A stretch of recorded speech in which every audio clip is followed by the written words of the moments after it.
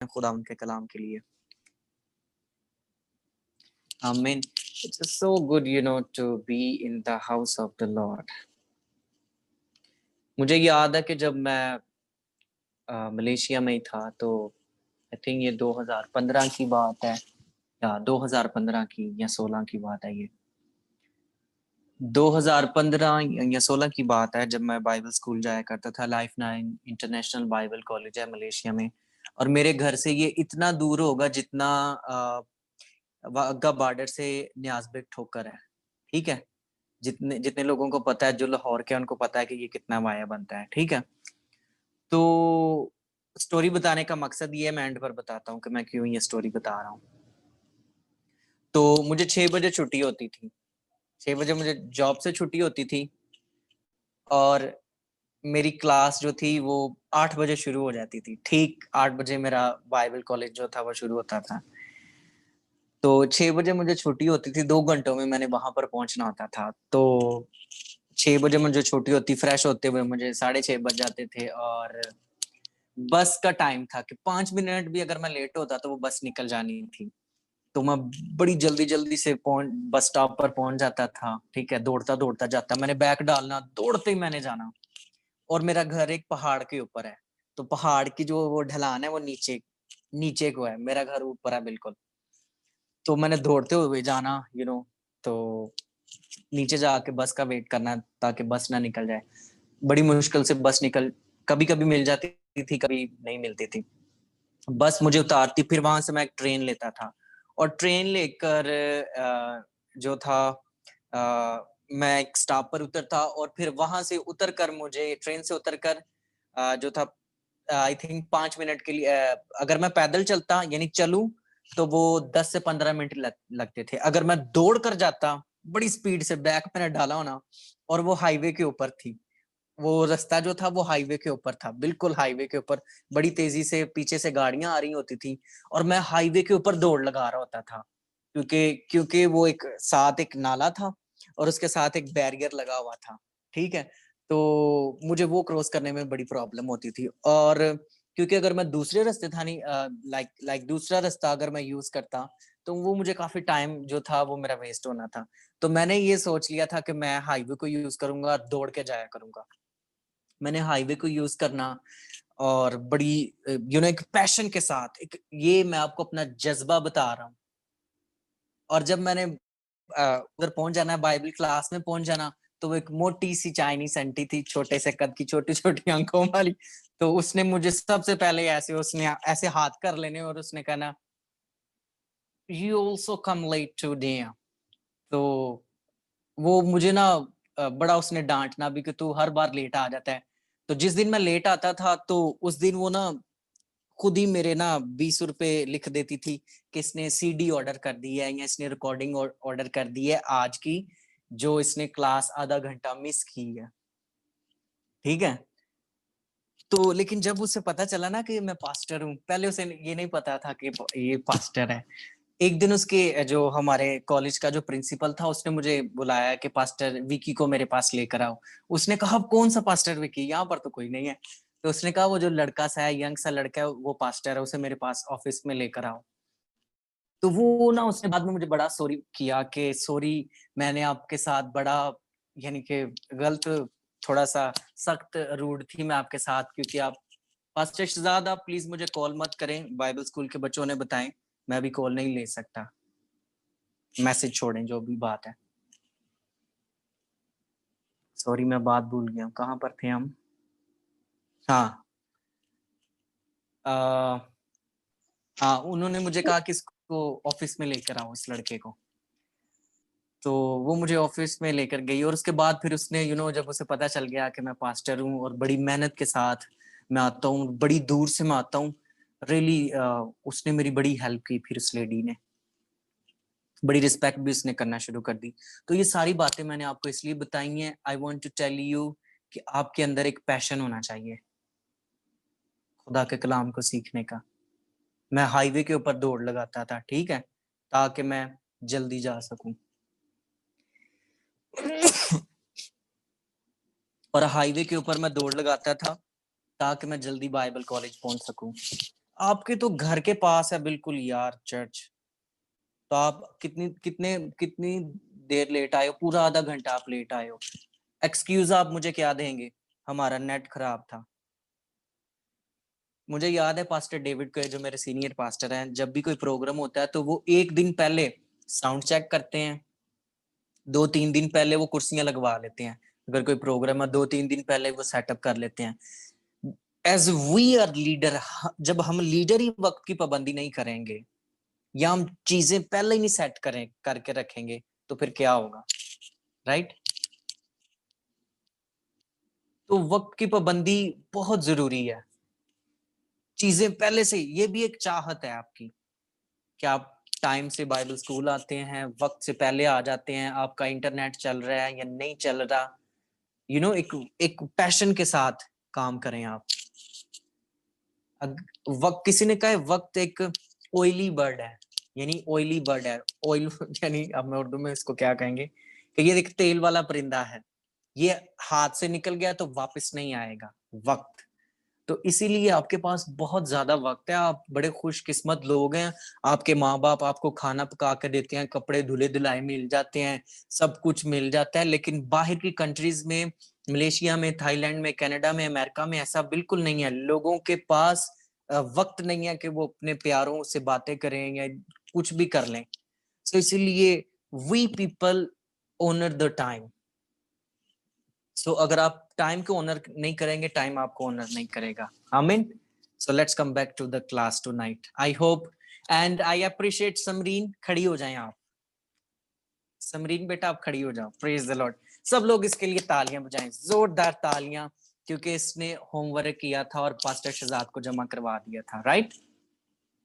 आपका होमवर्क मुझे बहुत पसंद आया और मुझे अच्छा लगा कि जो कुछ मैं प्रीच कर रहा हूँ, थैंक यू, तशरीफ रखिए, वो समरीन ने वो लिखा है और इसने अपने ख्यालात का इजहार किया वहां पर। तो बड़े इसने वो दिल जमी के साथ जो है ना वो होमवर्क बनाया है। तो आप भी इसको फॉलो करें। आमीन। Praise the Lord. होमवर्क आज भी आपने जो कुछ आपने क्लास में से सीखना है, रोमियो का खत जो हमने शुरू किया हुआ है, आपने जो कुछ आज इसमें से सीखना है, आपने होमवर्क करना है। ठीक है? Praise the Lord. सो आज जो हम सीखने को हैं वो है रास्तबाजी के ताल्लुक से। इसकी 5-6 डेफिनेशन मैं आपको बताऊंगा, शायद आपने वो पहले कभी नहीं सुनी होगी। सो इसलिए पेन और पेपर आपके हाथ में होना चाहिए। जस्टिफिकेशन, रास्तबाजी। और ये बुक ऑफ रोमन में टोटल राउंड अबाउट एक ख्याल किया जाता है 61 टाइम ये बुक ऑफ रोमन में आया है लफ्ज रास्तबाजी। ठीक है? जस्टिफिकेशन हो सकता है इससे कम ज्यादा भी आया हो, लेकिन you have to find out. आप इसको तलाश करें। जो जो मैंने ढूंढे हैं, जो मैंने सर्च किए हैं, वो 61 टाइम है। और इसके लिए 2 ग्रीक लफ्ज हैं मेरे पास, तो वो मैं दोनों ही आपको बताऊंगा। किस व्हाइट बोर्ड पास्टर शहजाद सामने रखा हुआ है? व्हाइट बोर्ड सामने रखा है किसी ने? मुझे बताइएगा, अगर नहीं रखा तो इट्स ओके, नेवर माइंड। लेकिन next time, okay, next time, okay okay, done. Next time I will teach you how to use it. So रास्तबाजी के लिए जो ग्रीक लफ्ज में जो ग्रीक लफ्ज हैं वो आप लिख लीजिए। DIKAIOSUNE, डाइकासोन। अगर प्रोनाउंसिएशन डिफरेंट हो तो कोई बात नहीं, क्योंकि वी आर नॉट ग्रीक। डायाकाउ, दूसरा लफ्ज है डायाकाउ। DIKAI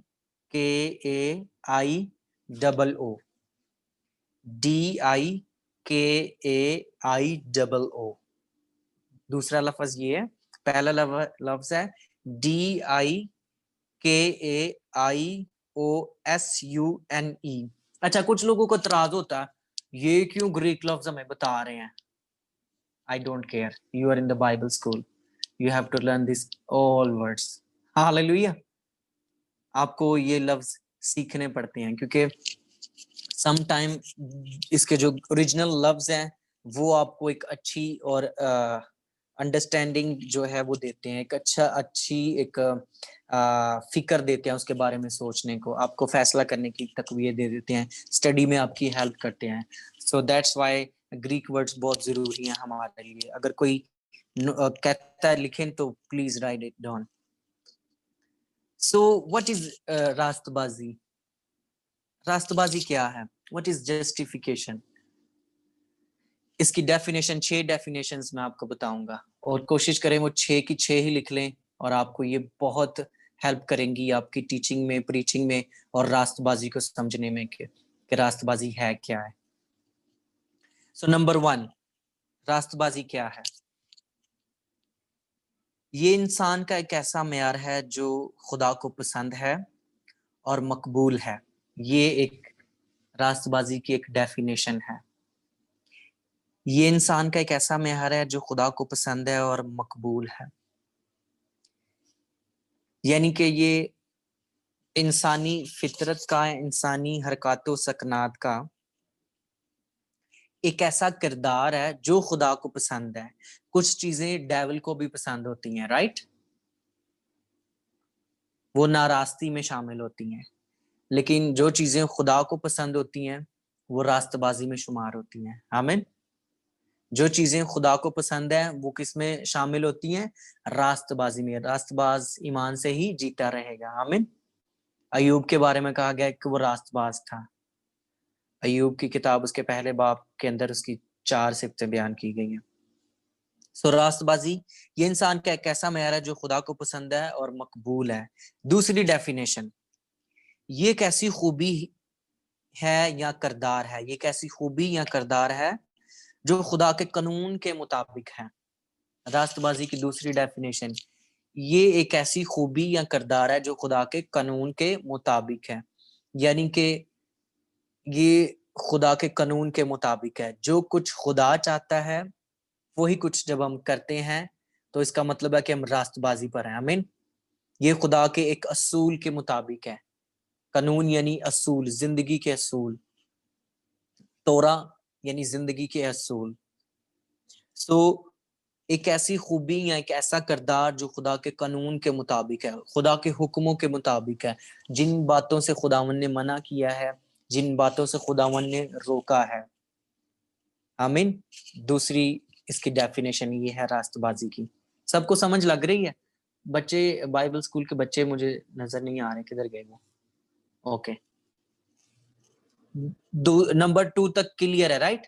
ये 6 डेफिनेशन ऐसी हैं, अगर आपने ये समझ ली तो आपको पता लग जाएगा कि व्हाट इज रास्तबाजी, के रास्तबाजी है क्या, व्हाट इज जस्टिफिकेशन। नंबर 3, रास्तबाजी खुदा के तमाम वादों का दावा करती है। कितनी खूबसूरत बात है। रास्तबाजी खुदा के तमाम वादों का दावा करती है। अगर आप रास्तबाज हैं तो सारे वादे आपके लिए हैं। अगर आपका किरदार अच्छा है, अगर आपके अंदर ये खूबी पाई जाती है तो सारे वादे आपके लिए हैं। सो रास्तबाजी खुदा के तमाम वादों का क्या करती है? दावा करती है। अब ये जो चौथी डेफिनेशन है ये बड़ी जबरदस्त है, मुझे ये पसंद आई है। रास्तबाजी क्या है? ये एक ऐसा लेवल है जो खुदा की तरफ से दिया गया है, या ये एक ऐसा पैमाना है जो खुदा की तरफ से मुकर्रर किया गया है। आमीन। ये एक ऐसा लेवल है जो खुदा की तरफ से दिया गया है, जो खुदा की तरफ से जज किया जाएगा। आमीन।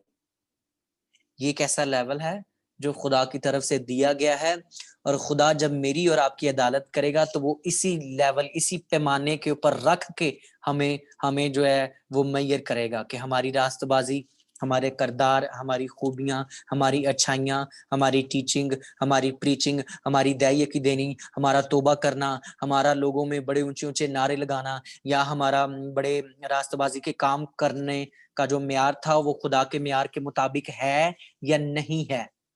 बीमा सीट जजमेंट इसको कहते हैं। रास्तबाजों की भी एक अदालत होगी। वो मुकाशवा की किताब में जब हम जाएंगे फिर हम स्टडी करेंगे। बीमा सीट जजमेंट उसको कहते हैं, राइट? अच्छा, सो ये एक पैमाना है। रास्तबाजी जो है वो एक पैमाना है, एक लेवल है जिसको खुदावंद जज करेगा, जो पैमाना उसने ठहरा दिया है उसके मुताबिक। आमीन। अच्छा, 5वीं डेफिनेशन है, ये एक रिक्वायरमेंट है, ये सबसे छोटी है, ये एक रिक्वायरमेंट है। 5वीं डेफिनेशन क्या है? ये जरूरी है, रास्तबाज होना जरूरी है मसीह में, ये एक रिक्वायरमेंट है खुदा की। छठी है, ये एक गिफ्ट है, ये एक तोहफा है। रास्तबाजी एक तोहफा है, और ये किसी भी मजहब से या किसी अच्छे काम से नहीं आपको मिल सकती, या किसी और काम से नहीं मिल सकती। It's from God.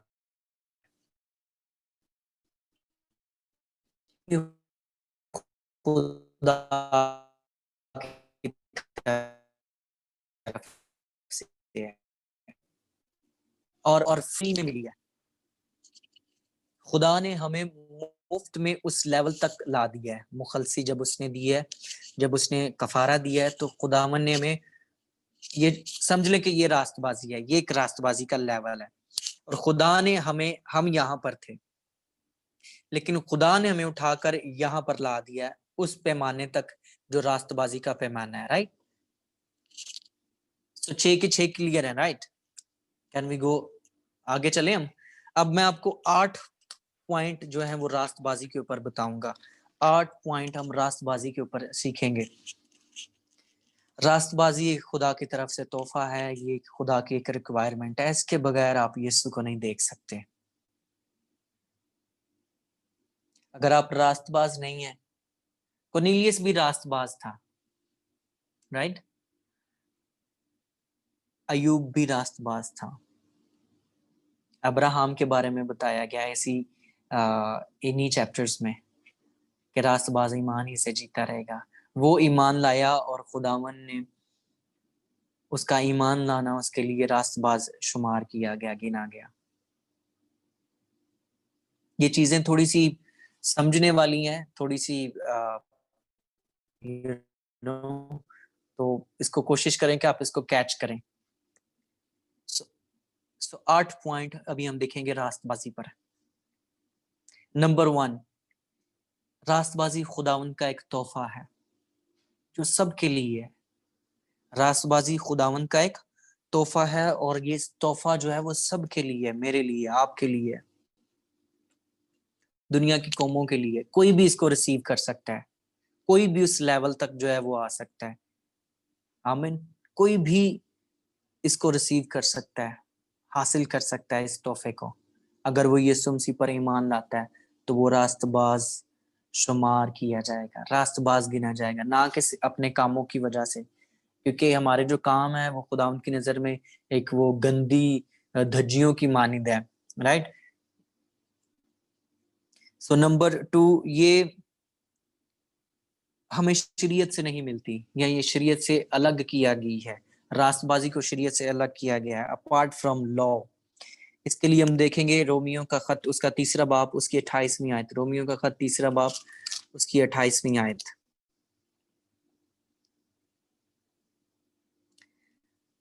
चनाचा हम ये नतीजा निकालते हैं कि इंसान शरीयत के माल के बगैर ईमान के सबब से रास्तबाज ठहरता है। किसके सबब से? ईमान के सबब से रास्तबाज ठहरता है। चनाचा हम ये नतीजा निकालते हैं कि इंसान शरीयत के अमाल के बगैर, यानी शरीयत पर अमल करने से नहीं, शरीयत अच्छी तो है, लेकिन आप बार बार गुनाह करते थे, आप फिर माफी मांग लेते थे, आप फिर तौबा कर लेते थे, आप फिर करते थे गुनाह। आपने कुर्बानी दी, आपने फिर गुनाह किया, आपने कुर्बानी दी, आपने फिर गुनाह किया। तो वो कह रहा है कि इंसान शरीयत के अमाल के बगैर ईमान के सबब से रास्तबाज ठहराया जाता है। सो शरीयत से इसको अलहदा कर दिया गया। नंबर 2, चौथे बाब की 2री आयत में भी हम देखते हैं, क्योंकि अगर अब्राहम ईमाल से रास्तबाज ठहराया जाता तो उसको फखर की जगह होती, लेकिन खुदा के नजदीक नहीं। कि अगर वो अपने ही कामों के जरिए से अब्राहम रास्तबाज ठहराया जाता तो उसके लिए फखर होना था, लेकिन कोई भी शख्स अपने कामों की वजह से रास्तबाज नहीं ठहर सकता। राइट, ये हमने क्या पढ़ा है कि ये खुदावन की तरफ से एक तोहफा है। आमीन, ये खुदावन की तरफ से एक तोहफा है। और फिर चौथे बाब की 9वीं आयत भी इसी को जो है वो बयान करती है। अच्छा रहेगा अगर हम इसको पढ़ लें। बस क्या ये मुबारकबादी मख्तूनों ही के लिए है या ना मख्तूनों के लिए भी, यानी जिन्होंने खतने करवाए हैं और जिन्होंने नहीं करवाए।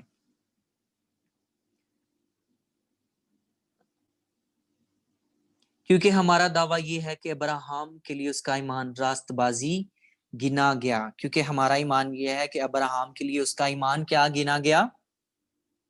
रास्तबाजी। सो रास्तबाजी क्या है? अभी मैंने आपको उसकी डेफिनेशन लिखवाई है, वो है रास्तबाजी। भूलना नहीं। आमीन। somebody say आमीन। मेरे साथ मिलकर कहिए आमीन। जोरदार आमीन। तालियां बजाएं जरा, अपने दोनों हाथ आसमान की आमीन तरफ उठाकर लहराएं, आमीन। थोड़े एक्टिव हो जाएं। कोई मुझे रिप्लाई भी करता रहे बीच बीच में, ताकि या कोई साइन, कोई अंगूठे का कोई थम्स अप करता रहे, ताकि मुझे पता चले कि आप लोग सुन रहे हैं। आमीन। Praise the Lord. Are you active? सब लोग चक्को आमीन। चौबंद हैं। तो नंबर 3, रास्तबाजी पुराने अहदनामे पर कायम की गई है। नंबर 3, तीसरा बाब 21वीं आयत। मगर अब शरीयत के बगैर खुदा की एक रास्तबाजी जाहिर हुई है, जिसकी गवाही शरीयत और नबियों से होती है। तो शरीयत जो है वो क्या करती है? रास्तबाजी की गवाही देती है। शरीयत जो है, जो शरीयत के काम है, एक्चुअली ये है वही है, शरीयत में भी वही है और रास्तबाजी में भी वही है, लेकिन फर्क सिर्फ इतना है कि रास्तबाजी खुदावंद के फजल में शुमार होती है। आमीन। खुदावंद के फजल में शुमार होती है। सो रास्तबाजी पुराने अहदनामे के ऊपर जो है कायम की गई है। चौथे बाब की तीसरी आयत में भी आपको यही मिलेगा। और फिर चौथा पॉइंट है, ये ईमान से हासिल होती है। आप अपने कामों से इसको हासिल नहीं कर सकते। लिखा है कि सब ने गुनाह किया और इसके जलाल से महरूम है। और हमारे जितने भी हम नेकियां कर लें, जितने मर्जी हम अच्छे काम कर लें, जितनी मर्जी हम दुआएं, इबादतें, रोजे कर लें, इंसान की ये सारी चीजें खुदा की नजर में फेल है। क्योंकि इंसान बातों बातों में खता कर देता है, ठीक है, देखने में गुनाह कर देता है। दाऊद ने देखा और उसने गुनाह कर दिया छत पर से, उसने उसने हननिया और सफीरा ने झूठ बोला और उन्होंने गुनाह कर दिया। कर तो वो अच्छा काम रहे थे, लेकिन सम टाइम उनकी जुबान, उनके लिप्स जो थे, उन्होंने ऐसा काम कर दिया कि उनको उनका नतीजा या खमीजा जो है वो भुगतना पड़ा। तो ये ईमान से हासिल होती है, अंदर से ये हासिल होती है। आमीन। ईमान से हम रास्तबाजी को हासिल कर सकते हैं। रोमियो 3 बाब उसकी 22वीं आयत में इसका रेफरेंस हमें मिल जाएगा। ये लिखा है, यानी खुदा की वो रास्तबाजी जो यीशु मसीह पर ईमान लाने से सब ईमान लाने वालों को हासिल होती है। सब ईमान लाने वालों को, ईमान क्या लाना है? कि यीशु खुदा का बेटा है, तो आप रास्तबाज शुमार किए जाएंगे। आमीन। और फिर खुदावंद आपको ये फजल देगा कि आप रास्तबाजी में, और रास्तबाजी के लिए जो पैमाना कायम किया गया है, खुदावंद आपको उस पैमाने तक, उस लेवल तक लेकर आएगा। आमीन। बात की समझ लगी? रास्तबाजी ईमान से हासिल होती है, और जब आप ईमान लाते हैं कि यीशु ही खुदावंद है, तो रूह कुदस आपकी हेल्प करता है ताकि आपको उस लेवल तक जो रास्तबाजी के लिए रखा गया लेकर आए। आमीन। लेकिन रूह हमारी आंखें भर भर के शिफायत करता है। सो वो हमारी तरफ है, रूह कुदस मेरी और आपकी शिफायत करता है। Number 5, it's for everyone. ये सबके लिए है। रास्तबाजी जो है वो सबके लिए है, फजल जो है वो सबके लिए है, नजात जो है वो सबके लिए है। आमीन। For everyone. तीसरे बाब की 22वीं आयत लिखा है, जो यीशु मसीह पर ईमान लाने वाले से सब ईमान लाने वालों को हासिल होती है। सब ईमान लाने वालों को जो है वो हासिल होती है। नंबर 1, ये ईमान से हासिल होती है रास्तबाजी, और ईमान, जितने लोग इस पर ईमान लाते हैं उनको हासिल होती है ईमान से, और जो ईमान लाते हैं उनको हासिल होती है। सो 2 पॉइंट हमारे क्लियर हो गए। नंबर 6, और ये फ्रीली गिवन, ये मुफ्त में हमें दी गई है। तीसरा बाब 24 आयत लिखा है, मगर उसके फजल के सबब से उस मुखलसी के वसीला से जो यीशु मसीह में है मुफ्त रास्तबाज ठहराए जाते हैं। मुफ्त रास्तबाज ठहराए जाते हैं। कितने लोग हैं जिनको मुफ्त चीजें बड़ी पसंद है? आमीन। We all like free things, you know. Free में, फ्री की तो कोई चीज हो पाकिस्तान में या कहीं भी हो लोग उठा लेंगे, राइट? तो खुदावन ने तो मुझे और आपको फ्री में रास्तबाज ठहराया, कुछ करने की जरूरत ही नहीं है। पहले ही हम पर चौप और स्टैंप की गई है। ईमान लाना है, दिल से इकरार करना है कि यीशु ही खुदा है। हमारे अंदर है ये सारी चीजें। आमीन। We need to polish it थोड़ा बहुत। सो ये फ्री में हम रास्तबाज ठहराए गए हैं। कोई कुर्बानी नहीं करनी पड़ती, कोई बैल नहीं खरीदना पड़ता, कोई बड़े बड़े काम नहीं करने पड़ते, कोई छिले नहीं कटने पड़ते हमें। कोई वो दूसरे दूसरे लोग जो हैं वो नहरों में खड़े रहते हैं, कोई पहाड़ों के ऊपर चले जाते हैं, कोई सर्दी में, कोई गर्मी में, कोई कपड़े उतार कर खड़ा है, कोई एक टांग पर खड़ा है, कोई बच्चों को जिंदा जला देता है, रास्तबाज बनने के लिए, खुदा के उस लेवल तक जाने के लिए, खुदा का दीदार करने के लिए, खुदा और खुदामंदी को पाने के लिए। लेकिन मुझे और आपको ये फ्री में दिया गया तोहफा, फ्री में दिया गया है। That's why sometime we come Bible school late. That's why हम इबादत में लेट आते हैं, है ना? क्योंकि फ्री की चीज की कोई कदर नहीं करता। ऐसा होता है कि नहीं? ये होता है, इट्स ट्रू। लेकिन जो चीज आपने पैसे से खरीदी होगी ना, उसकी आप बड़ी कदर करेंगे, संभाल संभाल के रखेंगे संदूक च। पुराने माँ-प्यो दे ਜਿਹੜੇ फर्नीचर ਹੁੰਦੇ ਨੇ, ਉਹਨਾਂ ਦੇ पेटियां भांडे कपड़े सारे मावा भैणा साम के रख दियां। तवा, ईवन तवा कई बीबियां ने सांभिया होंदा है। Right, it's true. ये जी मेरी दादी ने दिया था। तो जो फजल हमें फ्री में मिला है, उस तवे की हम कदर कर रहे हैं। ਜਿਹੜਾ कोई 500-600 रुपए ਦਾ नवा आ जाना, ਉਹਦੇ ਤੋਂ ਵਧੀਆ सर जेड़ा उसको हम काला संभाल संभाल के रख रहे हैं। जो हम पर फजल हुआ है उसकी कोई वैल्यू नहीं है। ऐसा है कि नहीं? लेकिन आई नो कि आप फजल की और रास्तबाजी की वैल्यू करते हैं। आमीन। Praise the Lord. नंबर 7, आज हमारे पास बहुत कुछ सीखने को है, क्योंकि हमें ऑलमोस्ट ये 1 महीना हो गया है कि हम पहले बाब से बाहर ही नहीं निकल रहे, क्योंकि इसमें मुआद इतना ज्यादा है। तो आज हम कोशिश करेंगे कि पहले चैप्टर को हम क्लोज कर दें। आमीन। क्योंकि फिर क्रिसमस आने वाला है, तो मैं ये चाहता हूँ कि हम 15 दिसंबर को हमारी लास्ट क्लास हो, और अब आपने दौड़ लगाकर मेरे साथ बुक ऑफ रोमन को खत्म कर लेना है। मिस नहीं करनी कोई क्लास। आमीन। मेरी दुआ है कि हम सब इसको 15 दिसंबर तक खत्म कर लें, ठीक है? क्योंकि हमें ऑलरेडी 1 महीना हो गया, लेकिन अभी हम पहले चैप्टर पर ही हैं। सो वी विल ट्राई कि हम इसको जल्दी से खत्म करें। उसके लिए आपको टाइम पर आना पड़ेगा, प्लीज। आमीन। कोशिश करें कि 6:30 बजे आप आ जाएं, और पैकेज इंटरनेट सब पहले कर लिया करें। सो नंबर 7, मुखलसी, कंप्लीट बाय रिडेम्पशन। रास्तबाजी जो है वो हमें मुखलसी से मिली है। मुखलसी का जो लफ्ज है, इसका मतलब है पे बैक, खरीद लेना या छुड़ा लेना, ठीक है? इसके आप उर्दू सर्च करेंगे तो वो आपको मिल जाएगा। और भी अच्छे अच्छे इसके लफ्जी मायने आपको मिल जाएंगे, लेकिन जो मैंने लिखा है वो है दोबारा खरीद लेना। मुखलसी का जो लफ्जी मतलब है। और तीसरा बाप इसकी 24वीं आयत, यही रेफरेंस आप इसके लिए भी कोड कर सकते हैं। I'm going little bit fast now. Okay.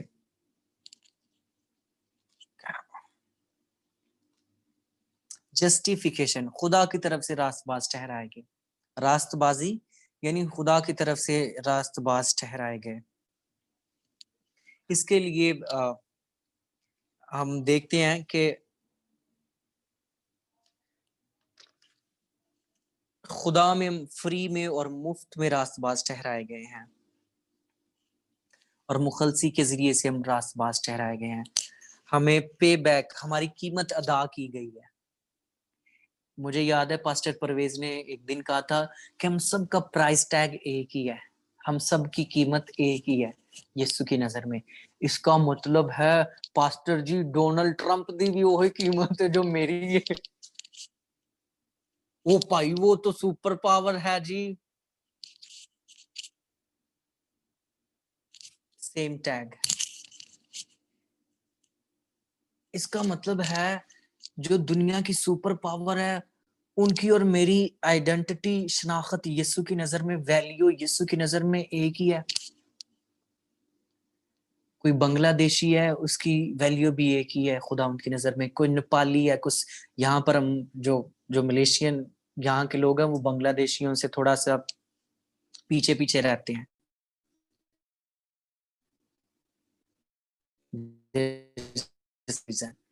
लेकिन में उन सब का प्राइस टैग एक ही है, सबकी कीमत एक ही है। कोई बड़ा और कोई छोटा, कोई नीला, कोई पीला, कोई काला नहीं है। हम बड़ी टाई शाई लगाकर अपने आप में फख्र करते हैं। सॉरी बाइबल, मैंने कभी टाई नहीं लगाई। सो टाई ना भी लगाएं तो हम बड़ा फख्र करते हैं, मैं देखा ये कर दूंगा वो कर दूंगा। जो मैं दुआ करना जो मोजे होते हैं, ये होता है, फलाना होता है, ढमकाना होता है, ऐसा करते हैं ना हम। लेकिन याद रखिए कि हम सब की जो जो आइडेंटिटी है, जो फजल, जो रास्ता पर डिपेंड करता है कि आपने इसको कैसे यूज करना है। आमीन। मैं 3 चीजें भी बताऊंगा, ये हमारे सब्जेक्ट से अटके रहे हैं, लेकिन ये देख लें आपके बड़े काम आएंगी। Discover your gift. तोहफे को, जो आपके पास तोहफा है उसको देखें कि मेरे पास तोहफा क्या है। मेरे पास गीत गाने का, कलाम सुनाने का तोहफा है। मेरे पास एवेंजलिज्म का तोहफा है। मेरे पास टीचिंग और प्रीचिंग का तोहफा है।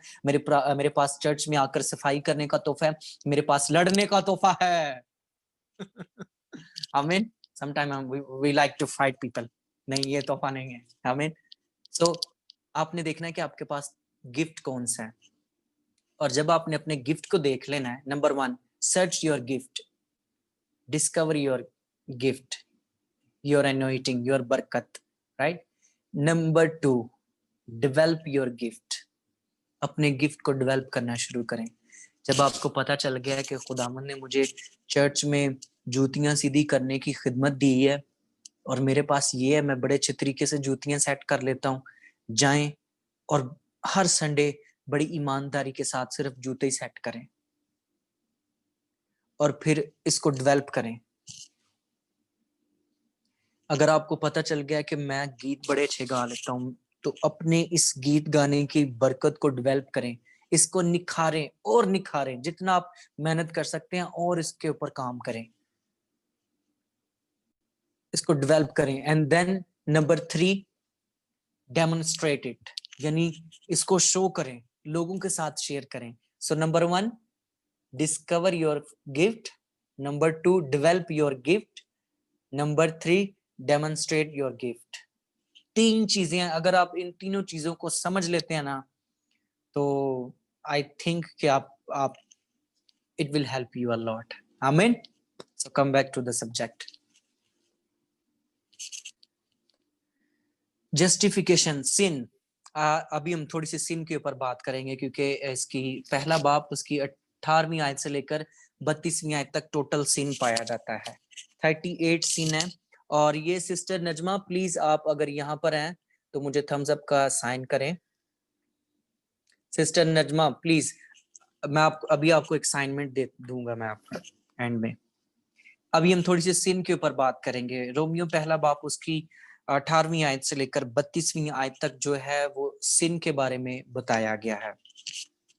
तो टोटल जो है वो 38 सिन है। आपने इनको घर जाकर काउंट करने हैं कि वाकई ये 38 सीन है या से कम ज्यादा भी हैं। हो सकता है मैंने करेक्ट ना गिने हो, ठीक है, but it's for me it's 38, ठीक है। और मेरे दूसरे जो कलीग्स थे उन्होंने भी 38 इसको काउंट किया है। सो आप देखें कि आपकी नजर में ये कितने बनते हैं। सो फिर इसको आपने शेयर कर लेना है, बट फॉर मी इट्स 38। सो सिन के ऊपर अभी हम बात करेंगे। रोमियो पहला बाब 18वीं से 32वीं आयत जो है वो सिन को डील करता है, नापाकी को डील करता है। जो इसकी पहला बाप उसकी 23वीं आयत को हम पढ़ते हैं। क्या लिखा है?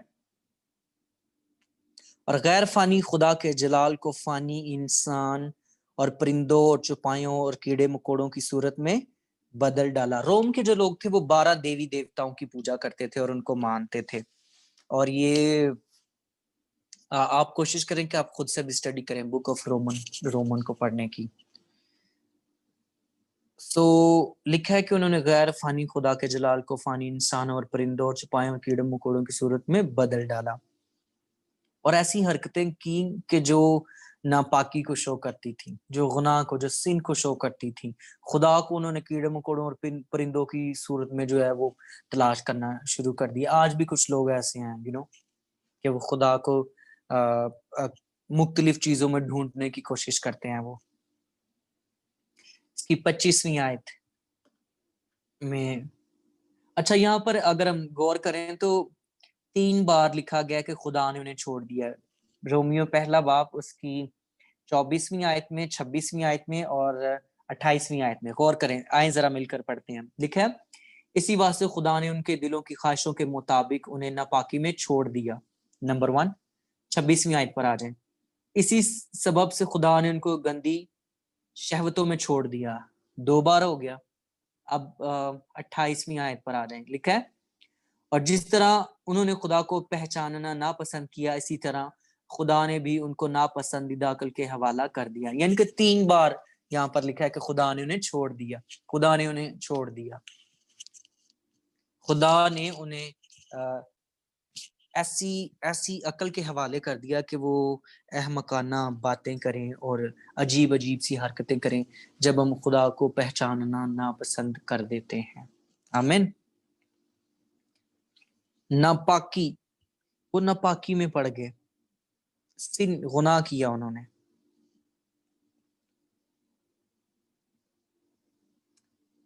चौबीस में आयत में लिखा उन्होंने नापाकी में छोड़ दिया, इसलिए खुदा ने उन्हें उनके दिल की ख्वाहिशों के मुआफिक उन्हें नापाकी में छोड़ दिया।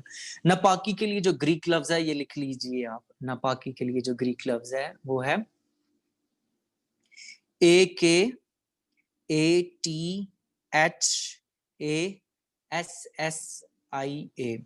मैं रिपीट करूंगा, AKATHASSIA,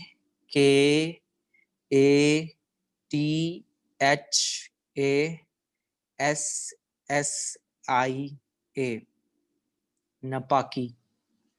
अब नापाकी में हम देखेंगे कि यहाँ पर क्या लिखा हुआ। लिखा है,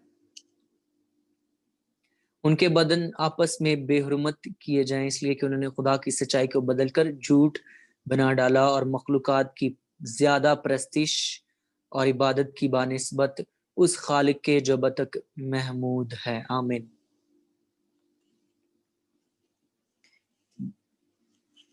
और फिर 26वीं आयत में लिखा है, गंदी शहवतों में पड़ गए, यानी बुरे कामों में पड़ गए। सो खुदा ने उन्हें छोड़ दिया है नापाकी में, गंदी शहवतों में और नापसंदीदा अकल के हवाले कर दिया। हमने 3 रेफरेंस देखे हैं, पहले बाब की 24, 26 और 28वीं आयत में। Right, we are almost going to finish after 15 minute और 10 मिनट्स। We are done. आमीन। We are doing good. इसका मतलब है कि खुदा ने उन्हें छोड़ दिया। क्या खुदा प्यार नहीं करता उनसे? क्या खुदा गुनाहगार को प्यार नहीं करता? खुदा गुनाहगार को तो प्यार करता है, लेकिन गुनाह से प्यार नहीं करता। He loved the people, but he hate the sin.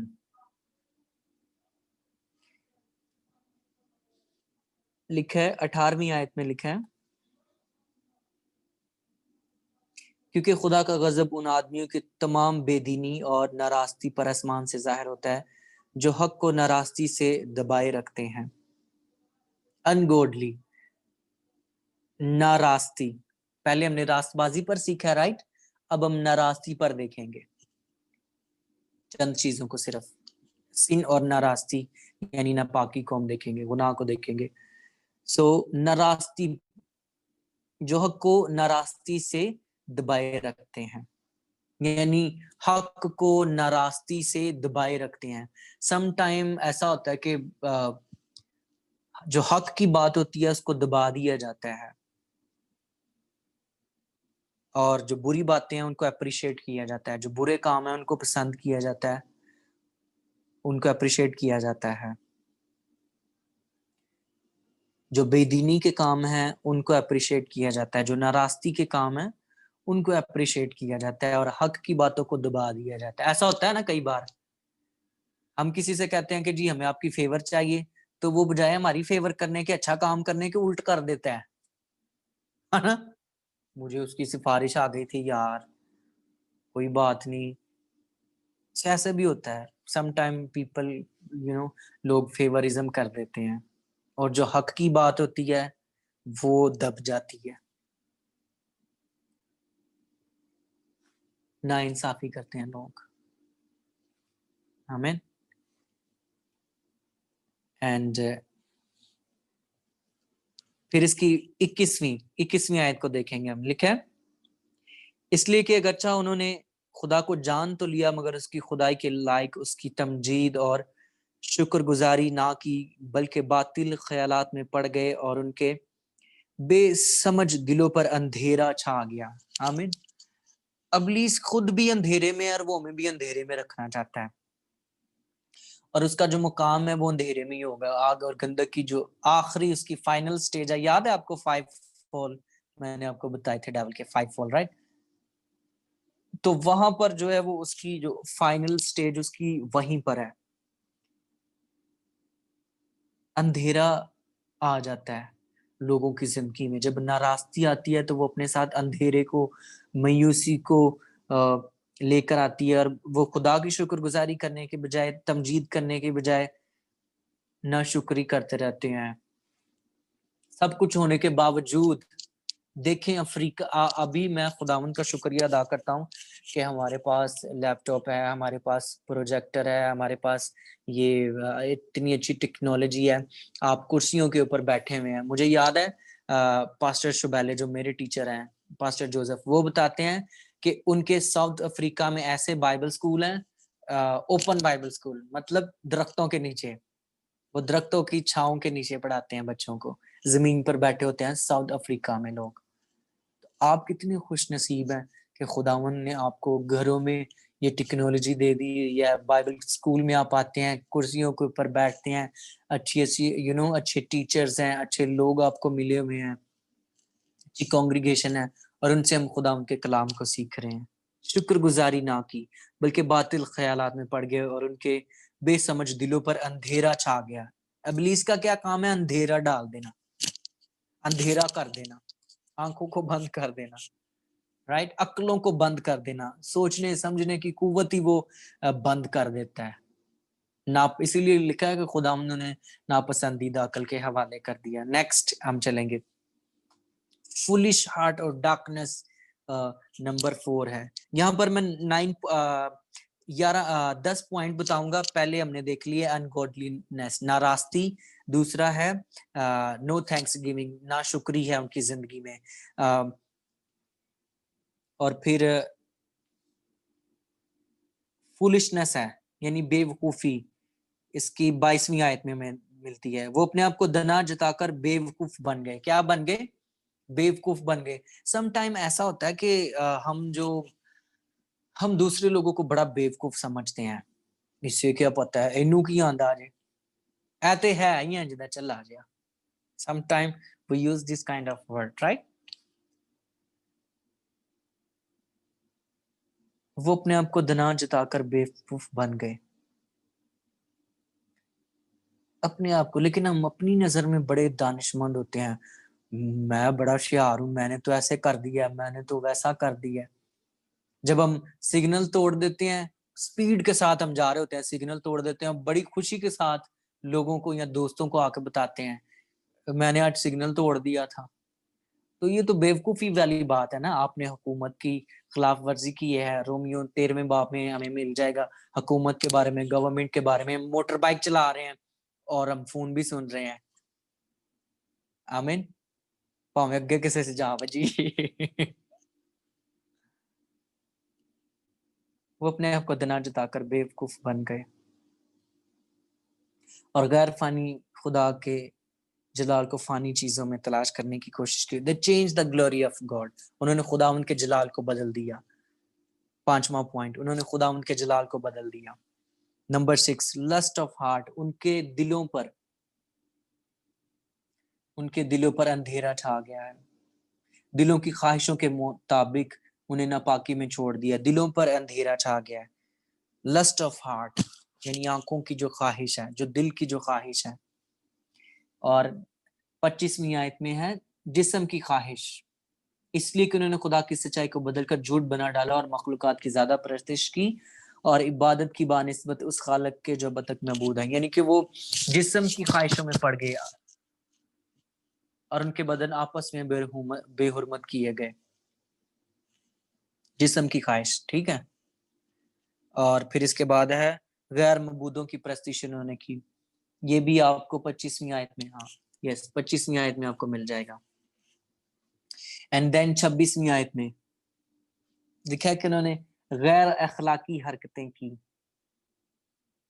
आप ये सारी पढ़ लीजिएगा, आपको ये समझ आ जाएंगी। ओके, जो मेन चीजें हैं इस चैप्टर में, जो मेन चीजें हैं वो हम शुरू करेंगे 28वीं आयत से। सिस्टर नजमा अगर आप सुन रही हैं तो प्लीज मुझे बताइएगा। She is here.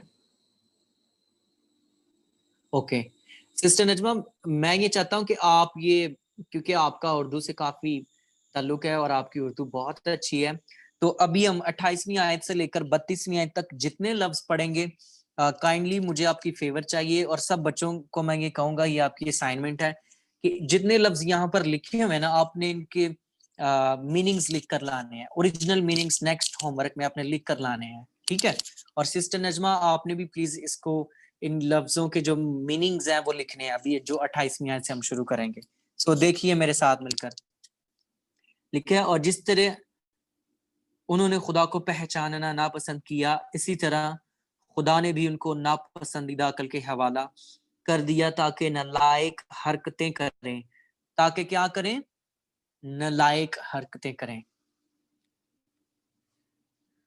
समटाइम ऐसा होता है कि हमारे गली मोहल्ले में कुछ लोग ऐसे होते हैं जो बड़ी बड़ी नालायक हरकतें करते हैं।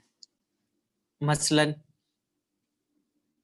रात को 12 बजे आप अपने गाड़ी मोटरसाइकिल को बां बां बां बां करते जा रहे हैं, राइट। दिस इज कॉल्ड नालायक हरकतें, राइट। इबादत हो रही है, इबादत के बीच में बैठ के आप ऊंची सारी फोन सुन रहे हो। इबादत हो रही है, मोबाइल की जो रिंग ट्यून है, गाना लगा हुआ है, कोई न कोई खूबसूरत गाना लगा हुआ है, राइट। बैठे चर्च में हुए हैं और फिर सारे लोग आपकी तरफ मुतवज्जो हो जाते हैं। You know the rest story. ऐसा होता है ना, कुछ ना कुछ नालायक हरकतें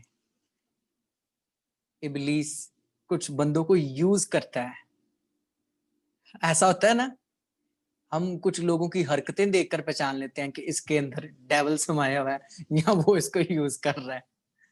ऐसा होता है कि नहीं? ही लाइक टू यूज पीपल। शैतान चाहता है वो लोगों को इस्तेमाल करे। आपको पता है उसने पतरस को इस्तेमाल किया। अच्छा, वो पतरस के अंदर नहीं था, ये बात सीखने वाली है। शैतान पतरस के अंदर नहीं था, उसने ही यूज हिज लिप्स ओनली, उसने उसके मुंह को यूज किया।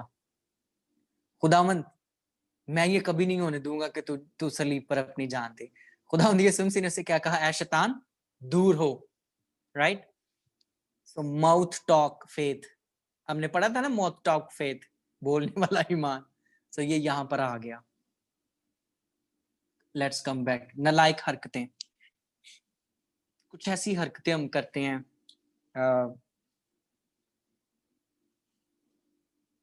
सम टाइम हम ये फिक्रा यूज करते हैं, मुझे उसकी हरकतें नहीं पसंद, है ना।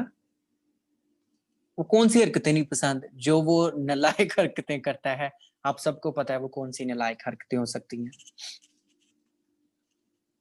Actually we are in the Bible school.